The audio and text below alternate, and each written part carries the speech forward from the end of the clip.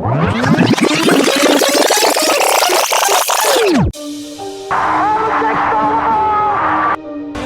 there's a steal by Bird. Underneath the DJ. Pierce for three. It's good. Tatum puts up a three.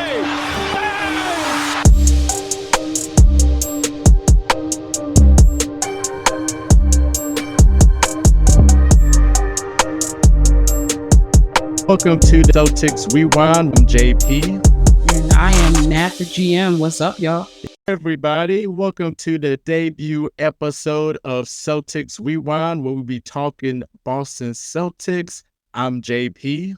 And I am Nat, the GM. What's up, y'all? Yo, what is happening? What is happening, everybody? So this is our debut episode. So we're going to bring you coverage of the Boston Celtics this season, whether it's injuries or games or just news that come out of nowhere in terms of Boston Celtics content. Both Boston Celtic fans, I'm excited. Hey, it's about to be great. It's about to be great. No, it's definitely going to be great. Hell of a start to the season, as of right now. Yes. And being 1-0 versus the Knicks.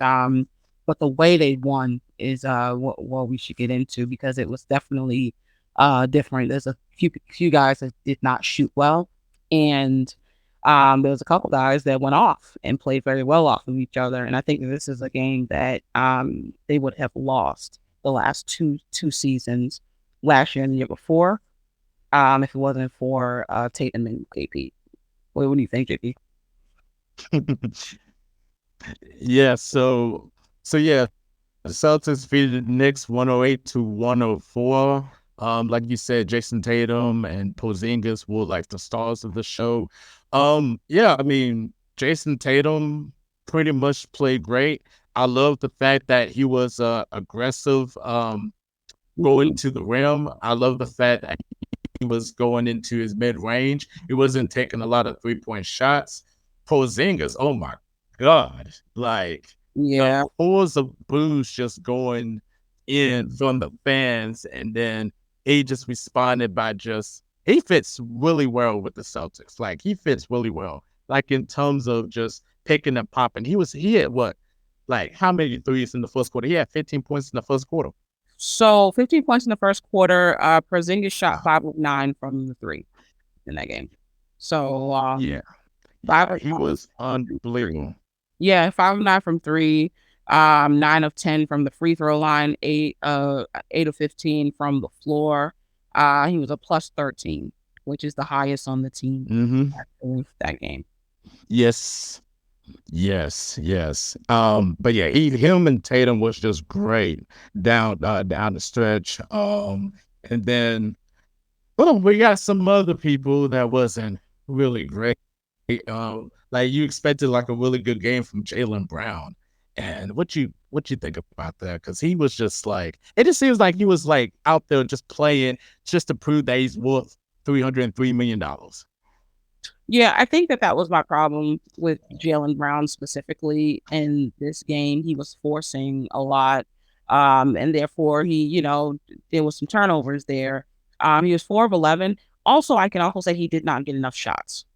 I can say that, I think that there are enough shots around where he shouldn't be equal to Drew Holiday, who got 10 shots. 10 shots is great for Drew Holiday. I think he can get up to 12. Yeah. Jaylen Brown, I thought, should have gotten up to about 16 shots. And I think that would have changed. He's an efficient scorer. He can shoot the ball very well, as we all know. He was 4 of 11.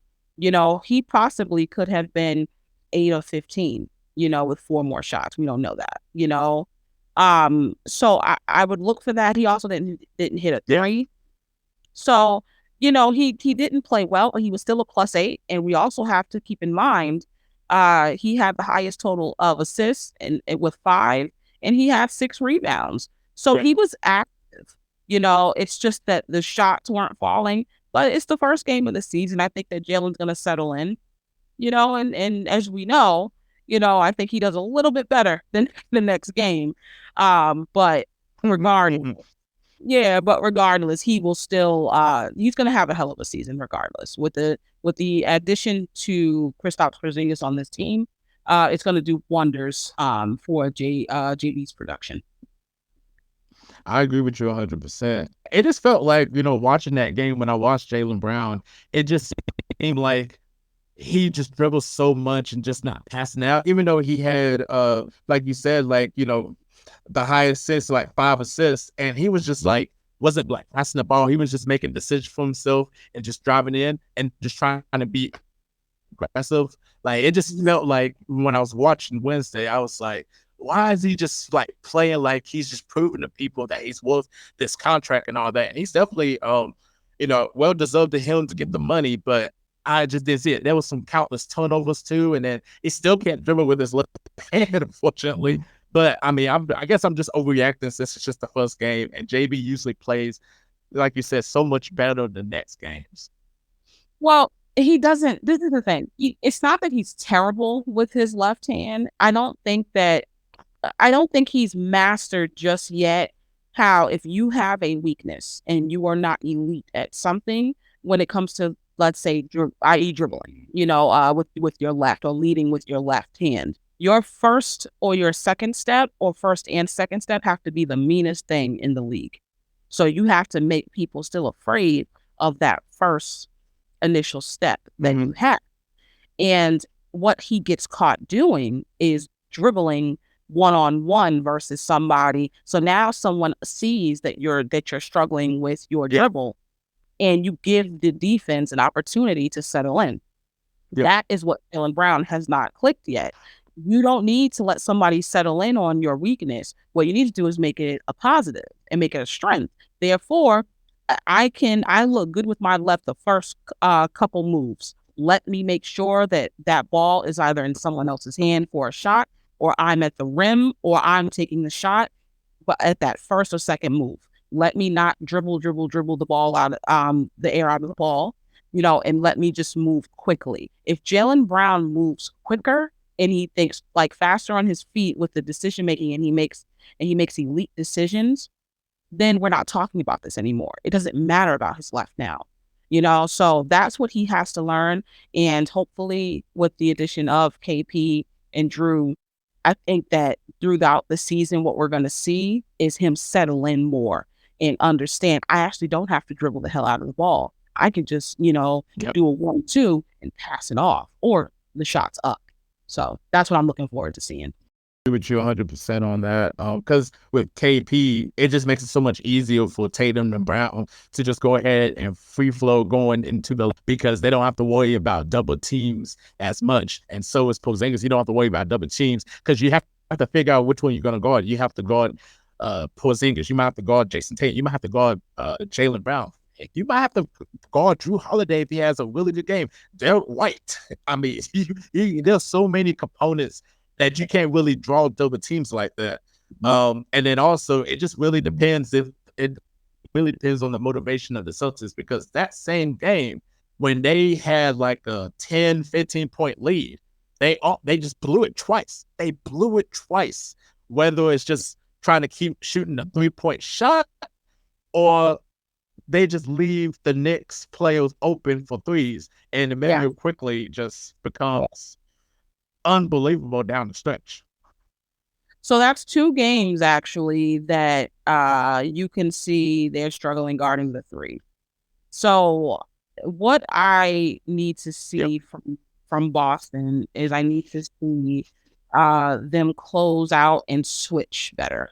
They're not switching as quickly as they should be, because one thing that teams do realize, there is a lot more height. You're talking about, I think, a 6-inch 5 to 6-inch difference in KP being in the middle versus when we had Robert Williams or even Al Horford, in the middle. That's a lot of space, and that's a lot of height to try to shoot over. So what teams are doing is the players are, once that pick comes, that ball is in the air. And that's what happened in that New York game. The ball was in the air because, as you remember, we couldn't really get anything going in the paint, because KP was he was holding down the paint. He was making it difficult. He was blocking shots. I think he had a block shot, which was amazing. And he was basically, holding down that paint area and securing it, which was a great thing to see from all the things we've heard from KP, which I've watched KP since he's been drafted. So I know that he's actually a pretty good defender. But the thing is, in this particular game, if you have the luxury of putting Drew Holiday on Julius Randle, and then you have, then Jaylen Brown, you're switching, and everything like that. If you can get away with that, that is going to work wonders moving forward in the season and the playoffs, because that is a cheat code, because you have a lot of height already. If that height can be best utilized somewhere else, you're actually saving your guys. So I would like to see them, when switches happen, them recover better. If they can recover better, then you will see a lot less teams, hitting those 50% from three kind of games. The recovery just has to be better, but it's a new team. They're learning each other. KP is going to be better defensively. And, these guys are going to be better because now you have a 5-guy unit of everyone that has their niche when it comes to defense. They got that thing, exactly what they do. Tatum, he's becoming honestly elite at the defensive end. I think this is the year that he becomes elite as far as defense. Jaylen Brown has got to get back to being a really good defender. He slacks off like a little bit sometimes, so we got to see him progress in that order. And then Drew and Derek White are going to be a nightmare on the perimeter. They're just going to be a nightmare to have to deal with, as we've seen. It doesn't matter if you think you beat them; they are going to chase you down and either block that shot, or if you're going to get fouled, they're going to make it count. So it's going to be hell for the league with those two guys, because they've had very little time to gel and they look great together, honestly. Yeah, and you see, like in the New York game, you see that they're like half court pressing whenever the guard comes up the court, and that's just that's scary for going against Holiday and Derek White. The only thing that I will say is we seen in that Knicks game that Derek White got into foul trouble, and that kind of was effective when he gets into foul trouble.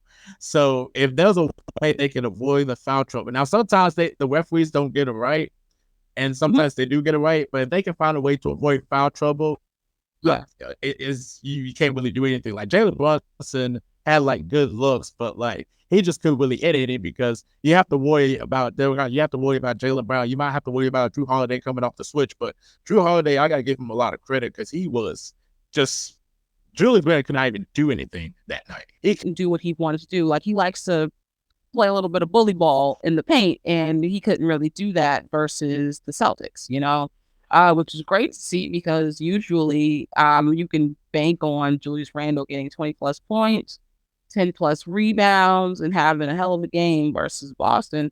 Not too much, this game. And we have to talk about the addition of Kristaps Porzingis.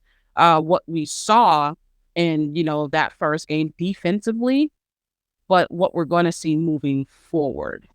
Kristaps Porzingis likes block shots, and his timing, he has really great timing with block shots. A lot of guys like his block shot, but their timing is so off, and that's how they get into trouble. But Kristaps is pretty good at using his height, using his size, and it's going to be really great to see, because he moved very well that first game, and he actually, because of his presence, he basically stopped the Knicks players from wanting to get to the paint. They did not want to go. They said, Jesus Christ, I can't shoot over this guy. Then he's got these long arms, So I really like that. And that is something that, I will say that Robert Williams is a hell of a defender. And this is not a knock to Robert Williams, because he was fantastic for us. But when but you could still shoot over Robert Williams. And I don't think that people were scared to go into the paint with us with that second thought, like, damn, this dude's he's gonna block my shot. This time they're like, I can't shoot over this dude. and he's good at blocking shots. Yeah. That is, I think, going to be a big plus for us moving forward with KP. I agree with you. And hopefully he stays healthy though. We've seen last season how healthy, when he's healthy, he's unbelievable. Both offense and defense. You have Al Horford, and no disrespect to Al Horford. Al Horford can defend though, but you can still shoot over him. If you're trying to hit a three or you try to get in the paint. Then you got Luke Cornett. I'm not really high on Luke Cornett though. And then you got Cueto, who definitely needs to get some playing time. I feel like he's a lot better than Cornett, but I think the thing with Cueto is that he just cannot stay out of foul trouble. That's the only thing about Cueto because I'm high on him. So after Porzingis, it's like, okay, you have just a lack of bigs, and that's going to suck. So you want to see Porzingis healthy the whole season. Yeah, I mean, with the foul trouble with Keno, I'm okay with how he plays because he's not gonna rack up 6 fouls, in like every game. He's probably gonna give 3 hard fouls, and that should be his job, honestly. And he's simple, and that's what you need. You need a big that plays the game smart but simple. They don't really need an all-star, big off the bench. They just need a guy that's young and that can move and that's going to play the right way. And Keta has shown that in the preseason. There was no reason why Luke Cornett got minutes. That made no sense to me. Rotations were abysmal, actually. That was the one thing that I will say against Joe, Coach Joe Mazzulla. The rotations were horrendous. I have to find a way to get Peyton Pritchard open for a scorer. He's a shooter. He shoots very well. He's like 40% from the clip with the three. If he can't do that, he is pointless on this team. I believe his name is Banton on the team.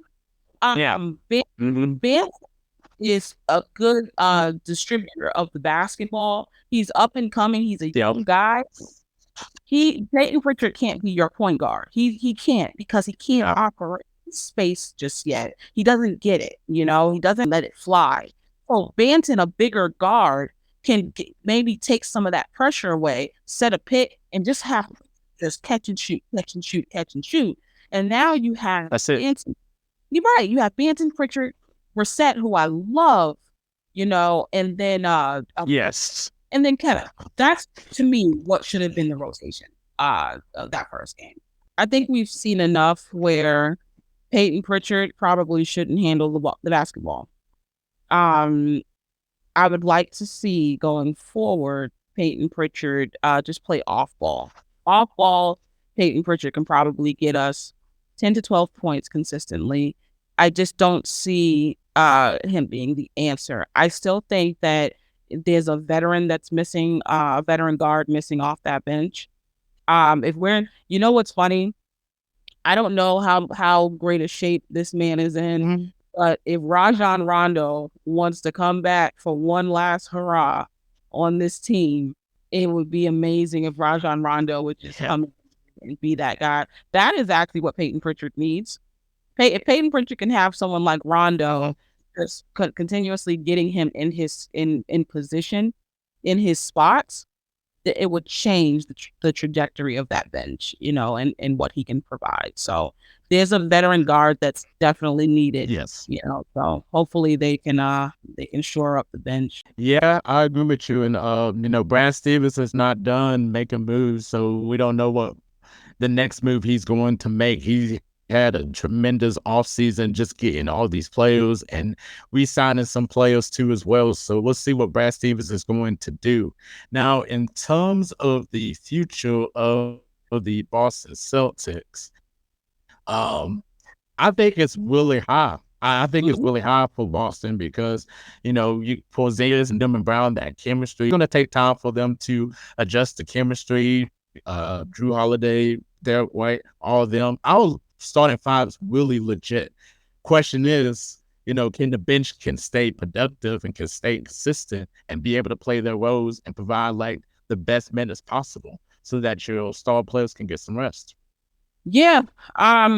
So the health of Kristaps is very important. But I also think that if Kristaps had to sit out a game or two or a week, Al Horford being in that starting lineup with the addition of Drew Holiday also being in the starting lineup, we would still have business as usual.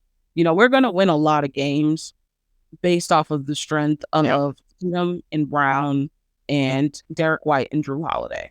We're going to win a lot of games because our core guys, they're just elite at this, at basketball. They've played elite level of basketball. So I'm not necessarily concerned about our production, and what we're going to get. Long as KP plays 65 plus games, no major injuries, and he goes into the playoffs healthy, who cares? We'll be fine. We need one more piece. I don't think this is the bench, that goes into the second half of the season. I don't believe it. And I know that as smart as Brad Stevens is, I know he knows this. So I know he's working the numbers. He's working what he can do, to see what can be done. I think that there are some obvious answers, I'm going to keep saying this. A lot of people don't understand why I keep pushing it, but I'm going to keep pushing John Wall on the bench of the Boston Celtics. I'm going to keep pushing it. That is a man that if he gives you 12 minutes, we're not talking about all-star John Wall. We are talking about a veteran John Wall who is in great shape today, who could come off the bench and give you 12 to 15 minutes off that bench when needed. And he's going to get guys open. He also can still get to the rim. This man is not old and he's not, out of shape and can't play anymore. I don't know what you guys are thinking, but watch his videos, watch his progression. I think that he still has a lot left in the tank, especially to give a veteran team like this and a championship contending team. And that's who I would want to see on that bench. I think that one move of a veteran guard, our trajectory in the playoffs is even better than what we already assumed it would be in the beginning of the season. And the Brad Stevens, hopefully you hearing this, please go get John Wall. Please give us one more piece that can fit this team that will be able to take us further into the playoffs, because we don't need that last year disappointment against the Miami Heat. We need to win championships. This is championship or bust this season. Please, Brad Stevens, make your magic work. That's all I want to say. So, the first episode of the Celtics Rewind. Y'all can find the Celtics Rewind on the HoopSpaces website. We'll give you the link and all that too in the comments below. And then you can also find it on the HoopSpaces YouTube channel as well. And then in the future, you're going to find it on different podcast platforms. We're going to spread this out. We are going to spread this out. This is all things Boston Celtics. This is the best Boston Celtics content you will get. Absolutely. Any last words you want to say, Nat? Go Boston. Just listen. Tatum is on a tear right now. He's very good from the field. He looks different. I see Midi Tatum in rare form. Shout out to Tatum. I think that he's got a great shot at MVP this season. Yep. I mean, Tatum, I'm going to go ahead and go off the way. I think Tatum's going to win it this year. I think this is the year of Jason Tatum. He has to win that MVP. Now, Jokic is in the conversation. Luka's always going to be in the conversation. I think this is the year of Jason Tatum, and he's going to get that MVP. So Jason Tatum with MVP this season. Let's go.